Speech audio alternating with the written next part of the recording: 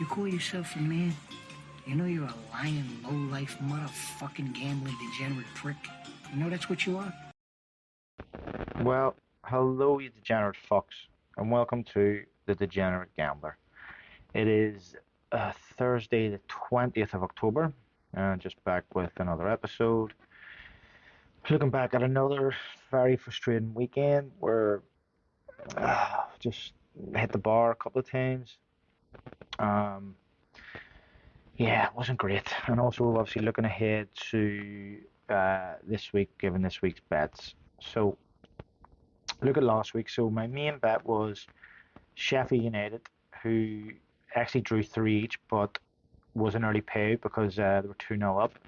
Sheffield Wednesday was up. Plymouth was up. Dumbarton drew one each, even though they had the most of the game, and Lorient drew nil each as well. So two beat that, but two draws. Just quickly as well, the early bet was beaten by Palace being 0-0. So that was, it started the day off with frustration, and then obviously going into the main bet, another bit of frustration. And then the biggest one was this one, which was my overs bet, probably the closest I've came this season.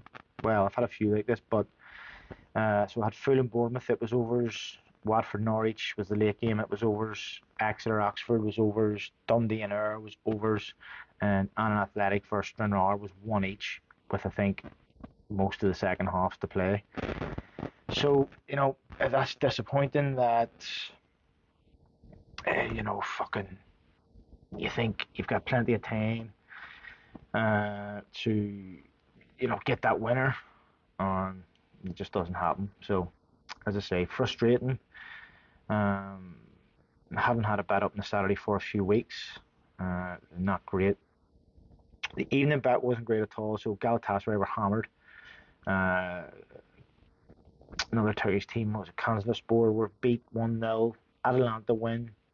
Atletico over 1.5 was beat, and Leipzig both the score was up. Sunday I only really did one bet. Um, and it was Chelsea. They win, Arsenal win, although very luckily, anybody who saw that game saw the craziness, penalties missed, another penalty given, and the decision changed, and that didn't make any sense to me. That the book Gabriel gave a penalty, so I sent Gabriel off, gave a penalty.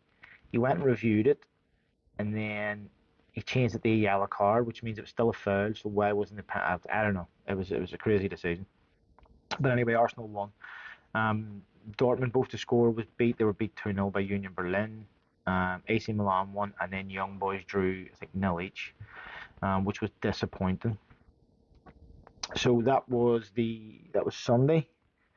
Now look at the stats, and the stats are quite telling. This week, very low. So there was 10 Premier League games, four favourites won. There was four draws and two outsiders. There was 12 championship games, six favourites, one draw, five outsiders. 12 League One games, four favourites, three draws, and five outsiders. In League Two, 12 games, six favourites, two draws, and four outsiders. In total, now it was only out of 46 games. There was no National League because of the qualifying round for the FA Cup. But basically, so that was 46 games and only 20 favourites won, which worked out at 43%. So very, very low. Uh, that's not great. So the fact that I got 3 out of 5 up wasn't that bad, considering, you know, 40% of the teams won, 40% of the favourites. Now, going into the overs was decent, but this is a crazy stat. So, as I say, 10 Premier League games. One game was over 2.5 at the weekend. Nine were not. And that's mad. The Premier League's usually pretty good for goals. Championship, 8 over, 4 not. League 1, 7 over, 5 not. League 2, 7 over, 5 not.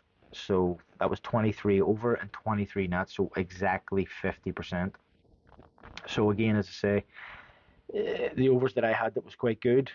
I got the only Premier League game that was over, which was Fulham Bournemouth, which is, a bit of potluck there. But yeah, so I'll even have a quick look at these Premier League games on the weekend. So we had a 1-0, a 2-0, 1-0, nil each, 1 each, 2-0, 2 each was Bournemouth, Fulham, 1-0, nil each, 2-0. That's all 10 games, which is crazy for the Premier League. So yeah, like I say, there seemed to be, 50% decent. There was probably an overs bet out there if you'd have went, you looked somewhere like a championship, 8 of the games, you'd have done well there. I only had Watford at Norwich, so, there was another 7 there in the championship. And then in League One, there was, in League Two, which isn't always a great league for overs, I didn't pick any. There was 7. So, excuse me. So there was a good chance of getting a bet up there in overs, but just unfortunately I picked the wrong ones. So looking ahead to this week, um, I haven't done the prices on some of these, but I know the total price anyway. But anyway, so my main bet is Blackburn at home to Birmingham. Blackburn actually sitting top of the championship at the minute, which it sort of got by me because I never noticed that, until I was looking. But they've sneakily, because of Sheffield United having a bit of bad form, Norwich having a bit of bad form, they've actually snuck to the top of the league. So Blackburn at home to Birmingham, they're 10 to 11, which is 1.91. That's the only one I've done in decimal. Looking at form, as I say, they're top. They've actually got 9 points in the last 15. Birmingham actually have 8 points, which pretty much the same, which means it could be a tight match. But Blackburn's home form, best in the league, versus Birmingham, who are like 8th in away form. Looking at the recent form, Blackburn have won 3, lost 2 in the last 5. Birmingham have won the last 2, then a defeat and 2 draws in the last 5. But looking specifically at home form, Blackburn won the last 4, and in the last 3, Birmingham have 1 win, 1 draw, 1 defeat. They did win the 2 before that. But as I say, with me, I'm just thinking Blackburn have got themselves to the top of the league. Do they want to keep on pushing, keeping that top spot? I think they will. Next is Mansfield versus Crawley. Mansfield are away at Crawley, and they're 3-4. I haven't done the decimal for that one. Currently, Mansfield sitting 4th, Crawley way down in 23rd. In the form table, Mansfield are 3rd, Crawley are bottom. Away from home, Mansfield 6th, 12 points from 7 games, not bad. Home form, Crawley. Sorry, I put the wrong thing there, sorry. Home form, sorry, Crawley 3rd bottom, 22nd, so not great. In the recent last 5, Crawley have won their last 2 games, which, decent. They lost the 3 before that. Mansfield have 3 wins and 2 draws. One of those is a cup game that they went on to win in penalties, but pretty decent form recently. Away from home, Mansfield 4 wins and a defeat, winning their last 2 away. Crawley's home form is decent, 2 wins, 3 wins, a draw and a defeat. Again, one of those being a cup game. But I just think, again, with Mansfield being a side that's pushing for the top of the table, they'll win that. Next, I move on to Swindon. Swindon are at home to Hartlepool.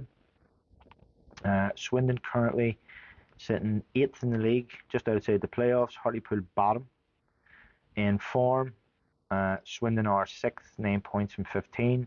Hartlepool 15th, 5 points.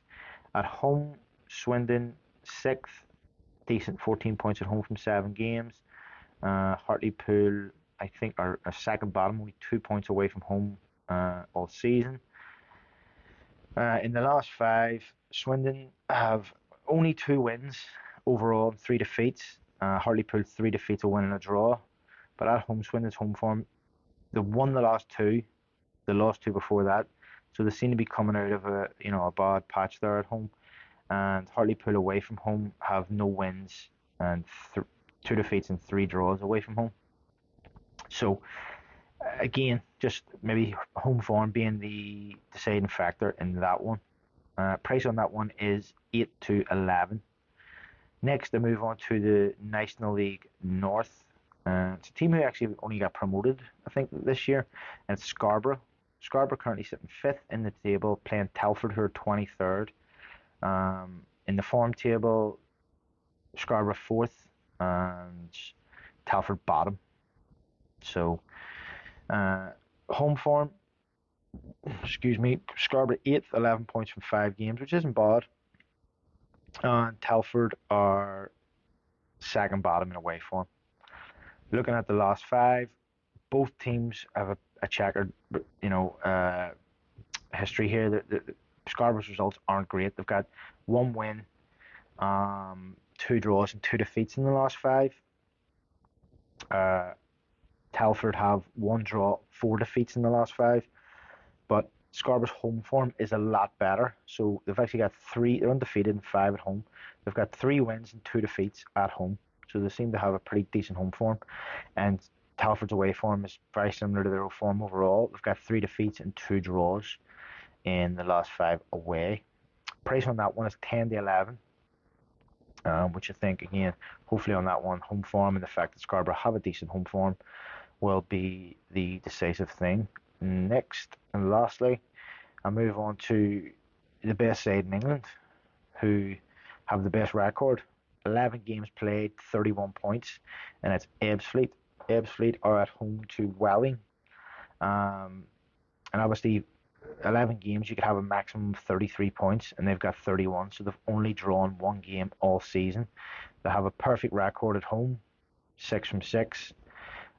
Just in the form table, they have 13 points because they had that 1 draw, and Welling have 6 points. Say home form, they've won all 6, and Welling have a pretty decent away form, 11 points, so not bad, but it's just looking like Ebbsfleet are going to, not run away with, but they should win that league comfortably.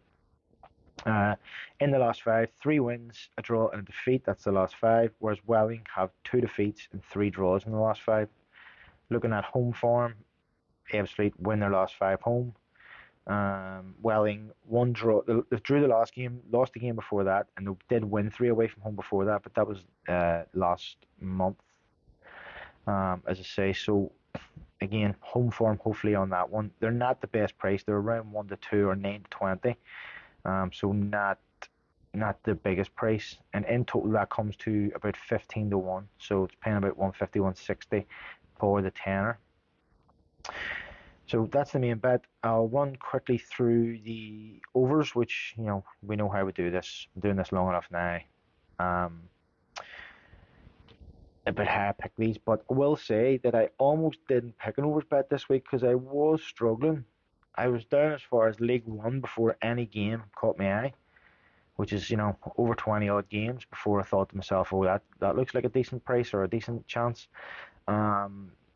So I almost didn't pick this. So maybe it's not the most confident bet I would ever have, but I've went with it anyway. So it is Plymouth Bristol Rovers, Oxford Peterborough, Grimsby Bradford, Boreham Wood Wrexham, and Salzburg Sturm Graz. Now I don't usually do foreign games overs on the thing. I would sometimes pick one to win, but as I say, I was struggling slightly. There was no games in the Premier League that I fancied that were decently priced. Same in the Championship, and again most of League One. It wasn't until I came to the Plymouth game and then the Oxford one that I looked and thought, these are reasonable. So yeah, that one in total I think came to about 17, 18 to 1. So decent return, around about £100 for the £5 bet that I'll be doing. So that's the 2 bets. I'll have a quick look into next midweek, where there is a full fixture list in the lower leagues in England. So the Championship doesn't seem to have many games, but Tuesday night, 2 Championship games, 11 in League 1, 12 in League 2, 12 in the National League, 12 in the National League North, 11 in the National League South. There's 8 Champions League games. There's a Scottish Cup game. Now, let's look at the Champions League and see, is there anything that catches the eye? Dortmund and City could be a good game. Not really much else. It looks half decent there.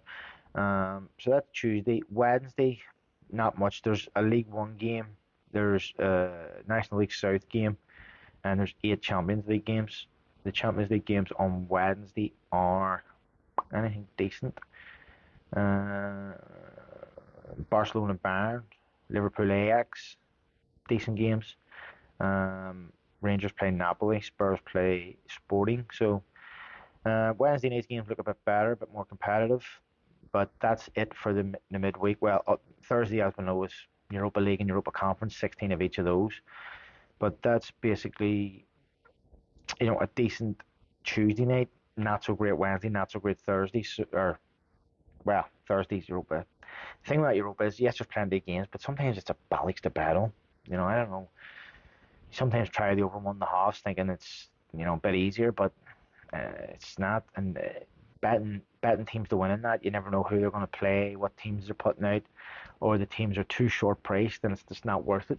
So, as I say, that is the bets for next week. That was a look at last week. As I said, it was another very frustrating weekend.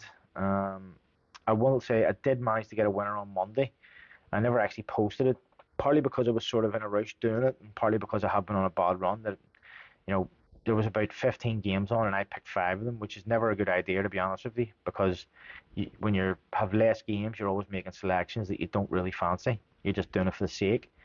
But the point was that I had a £2 free bet that I won from playing squads and Virgin Bet, and I had 2 £1 bets from Ladbrokes. So for me, it was there was no loss. But I obviously realised when I post these bets and people follow, they are spending their own money. So as I say, for me, it was just had the bets there. I just threw it on as I had nothing to lose. But as I say, usually when it's a week like that where there's not like say for example, there Tuesday night, you've got 10 games. If you're to make 5 selections out of those games, those selections are gonna be not the most ones you fancy most. It's better when you have a bigger selection of games and you can actually pick a bet that you fancy. When there is restricted number of games, it does make you make choices that you may not make any other time. But so it was nice to get that winner. It was 60 something pound. It could have been 90 something, but I cashed out one of them. Let the others run. But yes, it was nice to get a bit of money in my bank account instead of all these close losses. But anyway, that's it for this week. It just leaves me to say, if you are doing a bet, good luck and happy punting. Here, get the fuck out of here. Yeah, thanks. Let me find out you fucked up. I'll leave you wherever I find you.